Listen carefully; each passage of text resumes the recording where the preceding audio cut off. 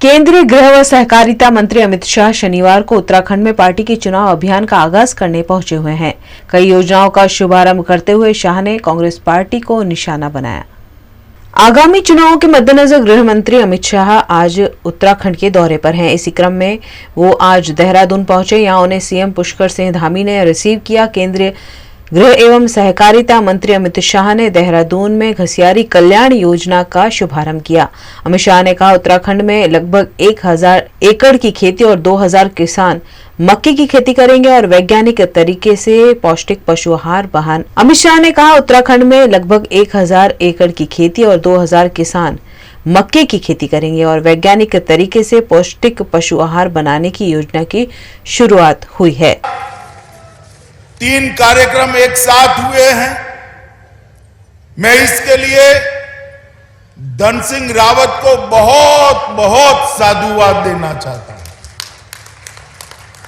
तीनों कार्यक्रम का अपना अपना महत्व है। सबसे पहले आज PACS primary agriculture society Uttarakhand में जितनी भी ग्रामीण सोसाइटियां हैं, इस सब का कंप्यूटराइजेशन करने का काम आज उत्तराखंड ने समाप्त कर दिया है। जब कंप्यूटराइजेशन होता है तो पैक्स के मेंबरान को कभी घपले घोटाले का सामना करने की जरूरत नहीं पड़ती है। जब कंप्यूटराइजेशन हो जाता है तब जिला बैंकों के साथ सीधा जुड़ा होता है।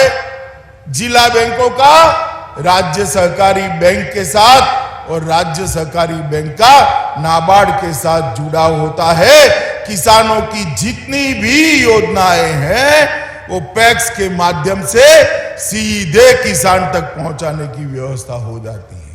हुआ है आज मुख्यमंत्री जी ने मुख्यमंत्री घसियारी कल्याण योजना का अनुमोदन किया था। इसका शुभारंभ हुआ। हम जानते हैं इस देवभूमि में पहाड़ की चोटियों पर विपरीत मौसम के अंदर गाय को चारा डालना है, भैंस को चारा डालना है। हमारी माताओं बहनों को चारा लाने में कितनी दिक्कत आती है।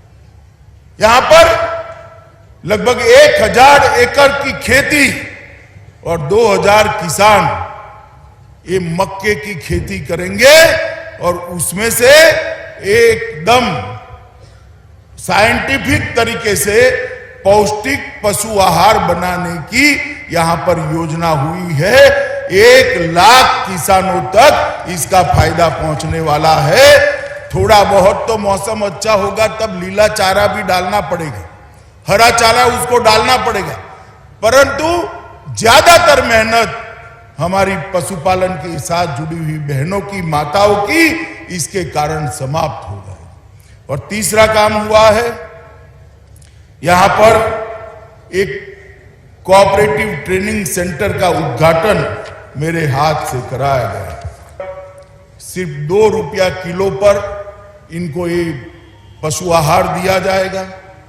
ढेर सारे अकस्मात से, ढेर सारी आपदाओं से ये माताएं बहनें बचेगी। उनका बचा हुआ समय बच्चों को पढ़ाने के लिए भी लगा सकती है, घर में कुछ और काम भी कर अपनी आय भी बढ़ा सकती है और साथ में पशुपालन भी कर सकती है। और इस प्रकार की जो साइंटिफिक फूड देने की व्यवस्था करी है उसके पशुओं का स्वास्थ्य और इसके साथ साथ इनकी दूध देने की क्षमता की भी वृद्धि होगी। इस प्रकार से इसको तैयार किया गया। मैंने डिटेल इसका स्टडी किया।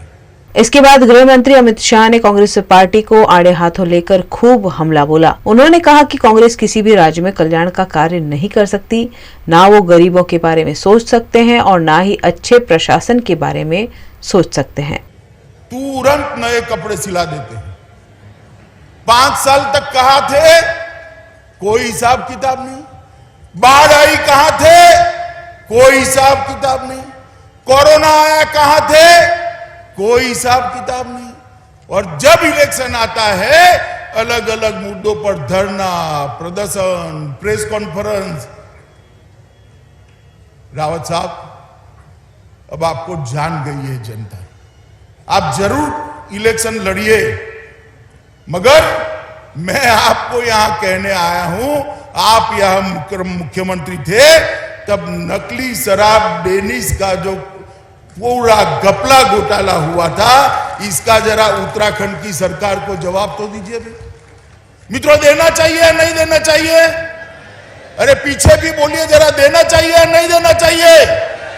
मित्रों, कांग्रेस भ्रष्टाचार, घपले, घोटाले का पर्याय बनी हुई, ये किसी भी राज्य में कल्याण का काम नहीं कर सकती। ना वो गरीबों का सोच सकती है, ना अच्छा प्रशासन का सोच सकती है। गरीब कल्याण और अच्छा प्रशासन मोदी जी के नेतृत्व में केवल और केवल भारतीय जनता पार्टी दे सकती है और कोई नहीं। ये कांग्रेस पार्टी वादा खिलाफी करने वाली पार्टी है। ये कांग्रेस पार्टी राजनीतिक रूप से सत्ता हत्या कर उसका उपभोग करने वाली पार्टी है। वो कभी भी किसी लोक कल्याण का काम नहीं कर सकती।